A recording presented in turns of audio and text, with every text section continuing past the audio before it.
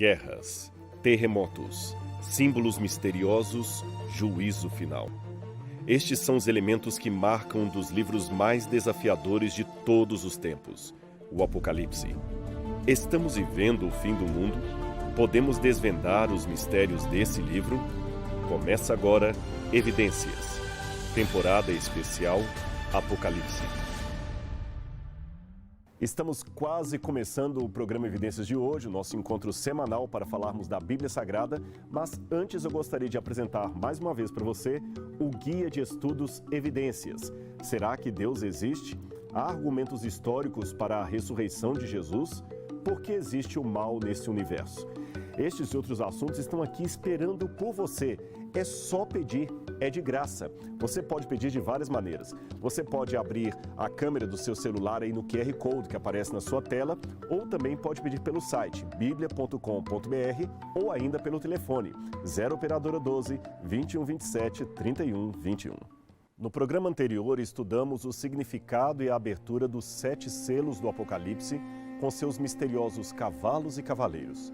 Hoje daremos continuidade a esse tema que intriga a muita gente ao redor do mundo. Quando Jesus, o Cordeiro de Deus imolado, abre o 5º selo, a cena que João vê é inusitada.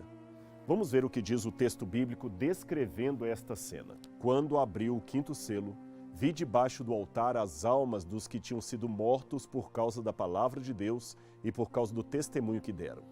E clamaram com grande voz, dizendo: Até quando, ó soberano, santo e verdadeiro, não julgas e vingas o nosso sangue dos que habitam sobre a terra? E foram dadas a cada um deles compridas vestes brancas, e foi-lhes dito que repousassem ainda por um pouco de tempo, até que se completasse o número de seus conservos, que haviam de ser mortos, como eles também o foram. Apocalipse 6, 9 a 11. O que significa tudo isso? Será que João viu mesmo almas de pessoas mortas e interagiu com elas? Eu sei que o texto não fala diretamente de uma interação de João com as almas dos mortos, mas ele, de certa forma, é jogado numa cena em que estas almas suplicam vingança debaixo do altar. Será que se tratam de almas literais de pessoas que morreram? Em primeiro lugar, devemos lembrar que Deus na Bíblia proíbe qualquer tipo de necromancia, isto é, de contato com os mortos, e João certamente sabia disso. Quando entrares na terra que o Senhor teu Deus te der, não aprenderás a fazer conforme as abominações daqueles povos. Não se achará entre ti nem feiticeiro, nem encantador, nem necromante, nem mágico, nem quem consulte os mortos, pois todo aquele que faz tal coisa é abominação ao Senhor. Deuteronômio 18, 9 a 12. Não vos voltareis para os que consultam os espíritos dos mortos, nem para os que adivinham o futuro, porquanto eles vos contaminariam. Eu sou Yahweh, vosso Deus. Levíticos 19, 31.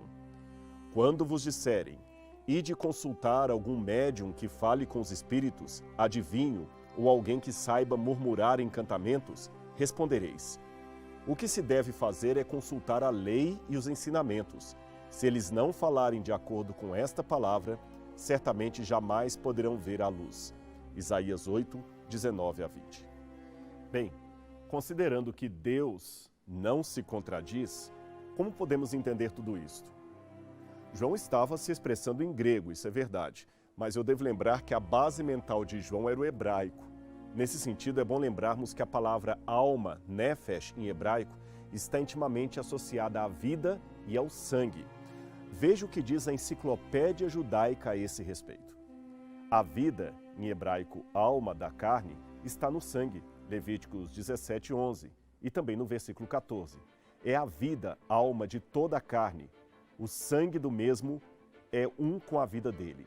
Mesmo dos animais é dito, vida, alma de toda a carne é o seu sangue. E o sangue é a vida, Deuteronômio 12, 23. Outra crença hebraica era que se apenas o sangue fosse coberto com terra, haveria silêncio. Você tem isso em Jó, capítulo 16, verso 18. Ó terra, não cubra o meu sangue, não deixe o meu clamor sem lugar de descanso. Isaías 26, 21 também diz, a terra também revelará o seu sangue e não cobrirá mais os seus mortos. A esta suposição antiga, há inclusive uma alusão em Hebreus 12, 14, ao sangue da aspersão, que fala melhor do que o de Abel. Agora que você já sabe da relação entre sangue, alma e vida no hebraico e cobrir o sangue como silêncio, ainda tem mais uma passagem. Assim que Caim mata o seu irmão Abel, Deus diz o seguinte ao assassino, está em Gênesis: que fizeste? A voz do sangue do teu irmão clama a mim desde a terra. Gênesis 4, verso 10. Provavelmente seria mais preciso traduzir esse texto de acordo com o hebraico assim: ouça, sangue do teu irmão clama a mim da terra. A palavra sangue no hebraico está no plural. A palavra clama também está no plural, concordando com ela. Então a ideia era de que o sangue derramado, do qual não havia vingador, clamava ao Senhor por vingança contra o assassino. Esse jogo de palavras é chamado de prosopopeia, isto é, empregar vida a seres ou coisas inanimadas. Você quer ver alguns exemplos de prosopopeia na Bíblia? Então vai lá. E aconteceu uma vez que as árvores foram ungir um rei sobre si. Disseram, pois, à oliveira, reina sobre nós. Mas a oliveira lhe disse, deveria eu renunciar à minha gordura com que se glorifica a Deus e os homens, e deveria ir para oscilar entre outras árvores? Juízes 9, 8 a 9. As próprias colunas do céu estão pasmadas. Jó 26, 11. Levantai as vossas cabeças, ó portas. Salmo 24, verso 7. Que minha glória entoe melodias. Salmo 30, verso 12. O próprio mar viu e pôs-se em fuga. Salmo 114, verso 3. Você viu esses exemplos? Em nenhum desses casos eu posso acreditar que sejam situações literais. Porta não tem cabeça para levantar, mar não sai correndo e coluna não pode ficar pasma. Aliás, no próprio Apocalipse eu tenho exemplos claros de prosopopeia, quando o livro diz, deu o mar os mortos que nele estavam, Apocalipse 20, verso 13, e mais adiante, a morte e o inferno foram lançados para dentro do lago de fogo, verso 14. Ora, morte e inferno não são pessoas para sofrerem castigo divino. E para terminar, você lembra das 7 cartas? Laodiceia, que é a última igreja, é descrita como pobre, cega e nua. Ora, uma igreja, enquanto grupo de pessoas reunidas, pode até ser uma comunidade pobre, mas não literalmente alguém que está nua, ou cega, ou infeliz. Com esses elementos em mente, eu posso agora entender a imagem do 5º selo do Apocalipse. As almas, ou o sangue, ou a vida, clamam como o sangue de Abel clamava junto ao altar, onde ele provavelmente foi morto pela inveja do seu irmão. Talvez tenhamos em Apocalipse uma reminiscência do altar de bronze do santuário dos hebreus, pois o sangue dos animais sacrificados era derramado e escorria na base do altar. E os filhos de Arão trouxeram-lhe o sangue, e molhou o dedo no sangue e o pôs sobre as pontas do altar, e o resto do sangue derramou à base do altar. Levíticos 9, verso 9. Também daquele sangue porá o sacerdote. Todo o restante do sangue do novilho derramará à base do altar do holocausto, que está à porta da tenda da congregação. Levítico 4, verso 7. Como você vê, sangue, isto é, a vida, é oferecido à base do altar. E isto coincide com a cena que João viu na abertura do 5º selo. A Bíblia não nos informa o que era feito com o sangue depois que o ato de sacrifício terminava. Nós apenas somos informados que ele deveria ser derramado na base do altar. Eu já li para você, você pode ver Levítico 4, verso 7. Então, do ponto de vista estético e higiênico, talvez não seria elegante ou saudável ter muito sangue deixado na base do altar. Muito frequentemente as pessoas desejam saber o que acontecia com ele e a falta de elementos para uma resposta objetiva lembra a mesma angústia expressa simbolicamente no Apocalipse. Até quando, Senhor, não julgas nem vingas o nosso sangue? Até quando continuaremos sujando as bases do altar? Aqui temos a pergunta eterna dos justos que sofrem. Até quando, Senhor? Até quando se permitirá aos pagãos afligir, oprimir e perseguir os justos de Deus? Até quando se permitirá que torturem os crentes, perguntando-lhes: onde está o seu Deus que não faz nada? Devemos lembrar que quando os crentes faziam estas perguntas, estavam confundidos pela aparente inatividade de Deus. Mas eles não duvidavam que Deus finalmente agiria e reivindicaria o justo no tempo certo. Você percebeu? Mesmo que os selos tragam elementos de juízo de Deus, o julgamento celestial propriamente dito não havia começado ainda na época do quinto selo, porque existe um clamor por justiça. Mas alguém talvez diga, Rodrigo, mas o sangue que ficava na base do altar no Antigo Testamento era o sangue dos animais sacrificados. E aqui parece ser o sangue das vítimas de Cristo, e não do próprio Cristo. Isto mesmo, você está certo. Aqui temos o quadro de todos os mártires que foram mortos por amor do Evangelho, especialmente na Idade Média. Acontece que o altar corresponde nessa liturgia celestial ao altar dos holocaustos de 1 Reis, capítulo 8, 64. Os mártires, nesse caso, como testemunhas da palavra, são associados ao martírio do seu mestre, mesmo sem que sua morte tenha caráter redentor. Por exemplo, quando Paulo teve um encontro com Cristo no caminho de Damasco, o Senhor lhe disse, Saulo, Saulo, porque me persegues? Atos capítulo 9.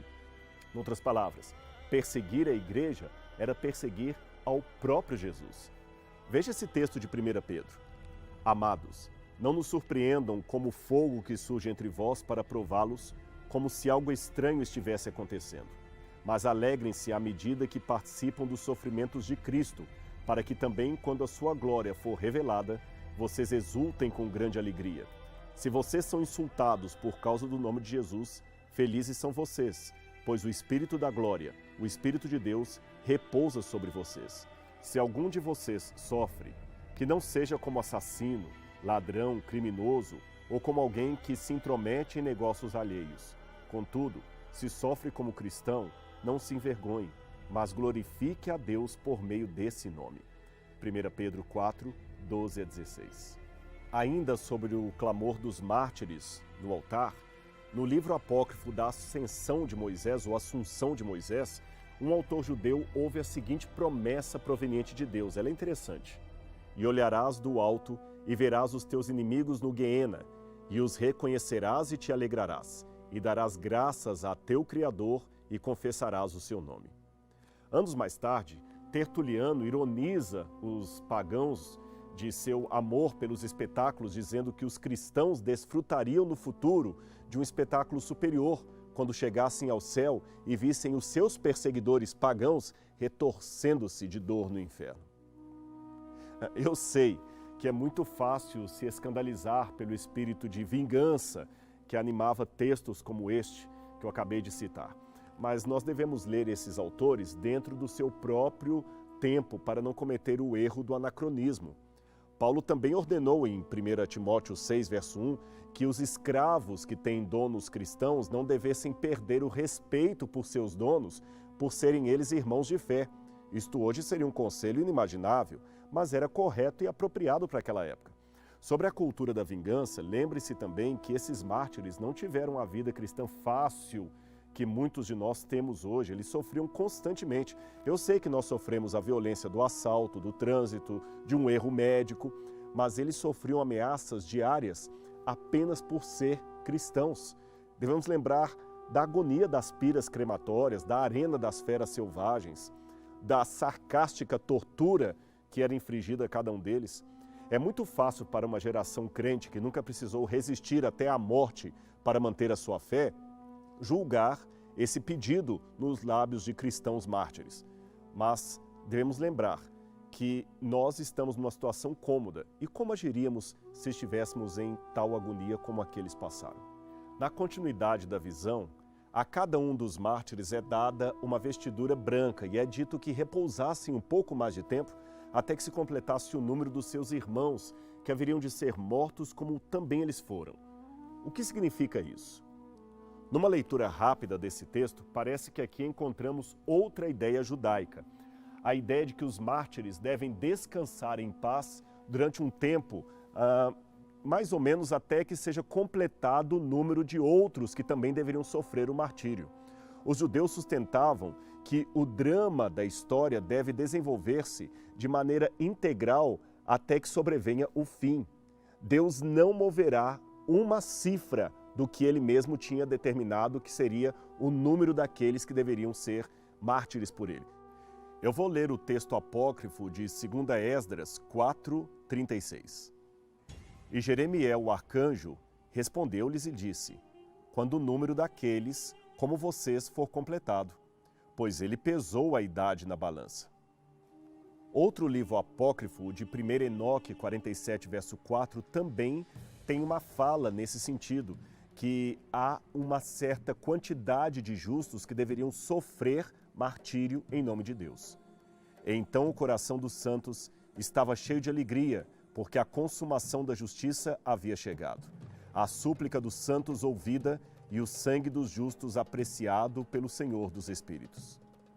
Sendo assim, muitos autores pensam que seria este o pensamento por detrás daquela fala de consolo dada aos mártires do Apocalipse, que repousassem um pouco mais de tempo até que se completasse o número dos seus conservos. Note, esses também seriam mortos, igualmente eles foram.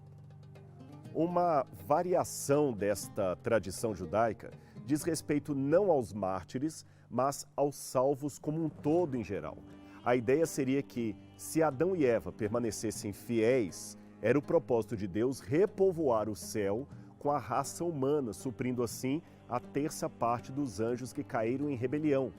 Embora a Bíblia não fale nada nesse sentido, esta é uma tradição interessante e que encontramos desde os primeiros séculos do cristianismo. Aliás, ela é vista em vários autores, como por exemplo, ela aparece no Enquiridium, na Cidade de Deus, de Santo Agostinho, e ela também aparece nos livros de Tertuliano e de Anselmo de Cantuária. Num primeiro momento, realmente parece que esta ideia de completar o número de mártires ou o número de salvos, que estaria por detrás do Apocalipse, seria o correto. A palavra grega que aparece aqui é plerou, que quer dizer, de fato, encher, atingir um nível, tornar cheio ou simplesmente completar. Só que eu tenho um problema aqui.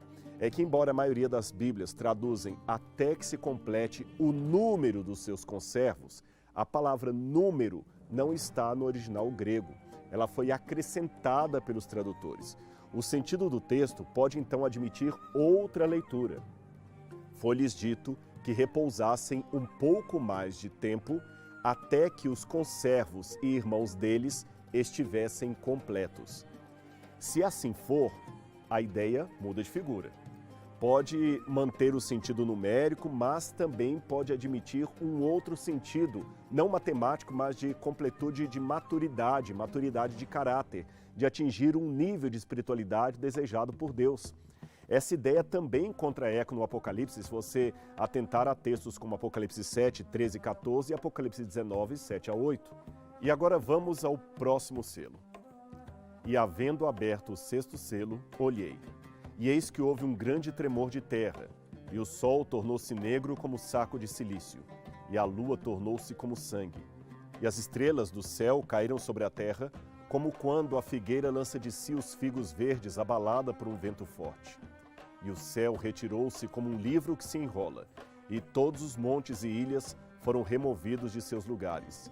E os reis da terra, os grandes e os ricos, e os tribunos, e os poderosos, e todo o escravo e todo o livre, se esconderam nas cavernas e nas rochas das montanhas, e diziam aos montes e rochedos: caí sobre nós, e escondei-nos do rosto daquele que está assentado sobre o trono e da ira do Cordeiro, porque é vindo o grande dia da sua ira, e quem poderá subsistir?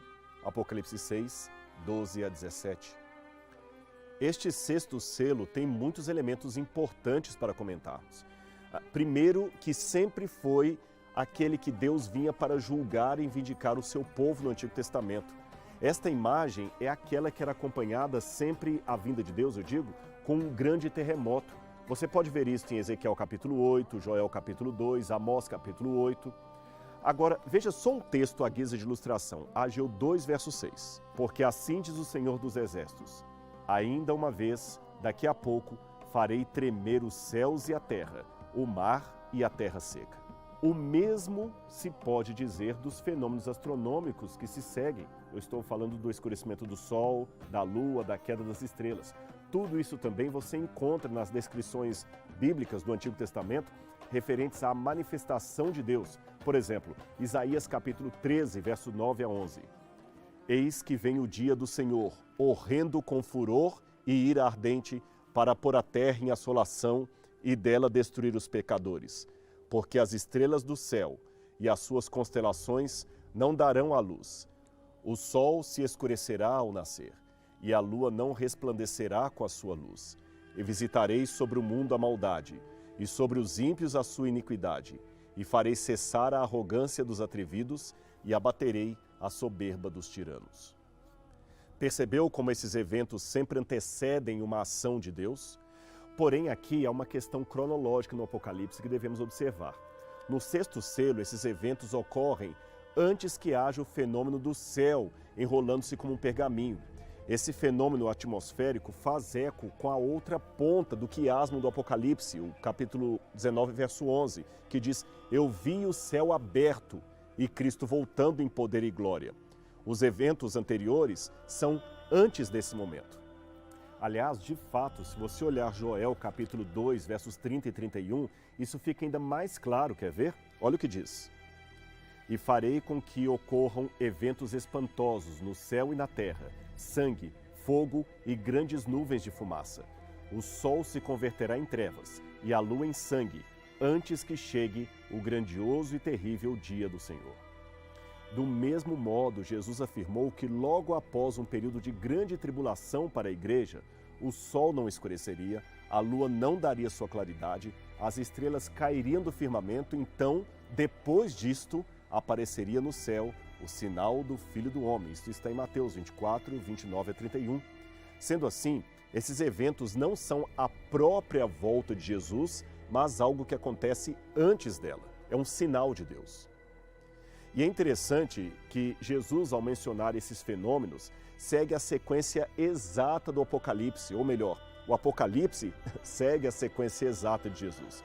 Primeiro o fim da tribulação, depois um grande terremoto, aí vem o escurecimento do sol, a lua como sangue, as estrelas caindo.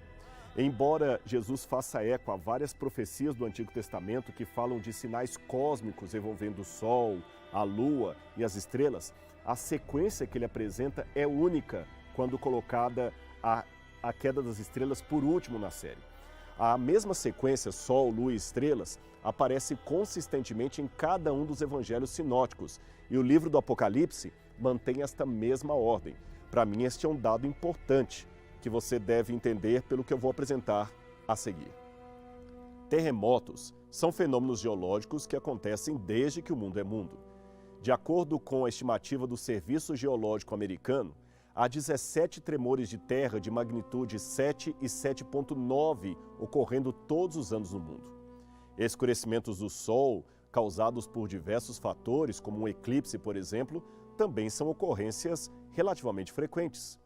Além disto, também é possível presenciar, embora de modo um tanto mais raro, a famosa lua de sangue, que é quando a lua fica avermelhada. Portanto, fiquem tranquilos, a lua não sangra. O fenômeno é raro, mas acontece em eclipses da superlua. E por fim, a chuva de estrelas, ou melhor, de meteoros.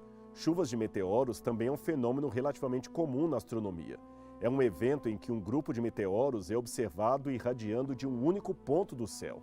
Esses meteoros são causados pela entrada de detritos na atmosfera da Terra a velocidades muito altas. Numa chuva de meteoros, esses detritos geralmente são resultados de interações de algum cometa com a Terra, em que o material do cometa é desprendido da sua órbita e, quando cruza a órbita da Terra, acaba pegando fogo.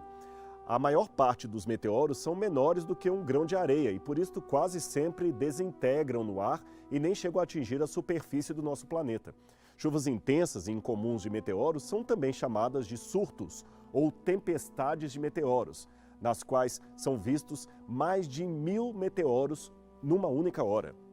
Assim como você pôde ver, não basta pegar qualquer terremoto, eclipse ou chuva de meteoros e pronto, dizer que isto já é o cumprimento da profecia. Mas também não é o caso de espiritualizar os sinais, supondo que nenhum fenômeno astronômico literal poderia ser um sinal dos tempos, uma vez que isso sempre tem acontecido. Ora, a praga de gafanhotos sempre houve. Até há pouco tempo o Brasil foi alertado contra uma nuvem de gafanhotos que vinha da Argentina destruindo lavouras, Contudo, isto não nega o fato de que aquela praga de gafanhotos sobre o Egito na época de Moisés era claramente de origem divina, ou seja, sinais de Deus podem ser extraordinários e até raros, mas não precisam ser inéditos. Os romanos crucificaram milhares e milhares de pessoas e mesmo assim, uma dessas cruzes, a de Cristo, era a única que cumpria uma profecia, as demais não. Então, o tempo, o local, as consequências do fenômeno devem ser analisadas à luz da Bíblia Sagrada. Agora veja que interessante. Embora ainda existam mártires cristãos hoje em dia, o período do martírio na Europa, que como veremos é o cenário de boa parte da profecia, terminou ali no começo da Idade Moderna ou mais ou menos pelo século XVI ou XVII. Então podemos dizer que o clamor de justiça dos mártires do sexto selo coincide com esse tempo. Exatamente no século seguinte, ou mais apropriadamente no dia 1º de novembro de 1755, dia de Todos os Santos, houve um terrível terremoto em Lisboa. Em termos proféticos, o que mais marcou o terremoto de Lisboa não foi a sua magnitude física ou a quantidade de mortos, mas sim o tempo em que ele ocorreu logo após um período de tribulação e martírios, e também as consequências que o terremoto deixou. Afinal, é ponto pacífico que foi o terremoto de Lisboa que inspirou o deísmo de Voltaire, o iluminismo de Diderot e o racionalismo de Kant, ideias que por si só deram origem a outros movimentos que negavam a Deus, ou pelo menos a sua providência na história, e tornaram a razão o poder maior a ser exaltado pelos seres humanos. Até a Revolução Francesa nasceu por causa do terremoto de Lisboa. Susan Neiman, em estudo recente, concebeu esse sismo como sendo a primeira catástrofe moderna com poder destrutivo equiparável a Auschwitz. Não por acaso, tornou-se corrente a hipótese de que este seria um ponto de inflexão na história humana. Filomena Amador, por sua vez, afirmou que o terremoto de Lisboa foi provavelmente o fenômeno natural de maior impacto e repercussão na história em níveis científico, filosófico, em toda a história da humanidade. Todos esses elementos em conjunto provocaram vários eventos, tanto no mundo secular quanto religioso. E no mundo religioso, talvez o principal evento foi o reavivamento provocado nos Estados Unidos, na Europa e demais Américas que buscaram com afinco estudar as profecias e pregar a palavra de Deus. O sexto selo finalmente fora aberto. Triste é ler a descrição final do sexto selo. Pessoas desesperadas pedindo a morte diante daquele que garantiu ser o caminho, a verdade e a vida. Elas suplicam aos montes que as cubram, escondendo-as da face do Cordeiro. Um triste destino para quem podia ser salvo. E quanto a você? Em que grupo pretende estar naquele grandioso dia?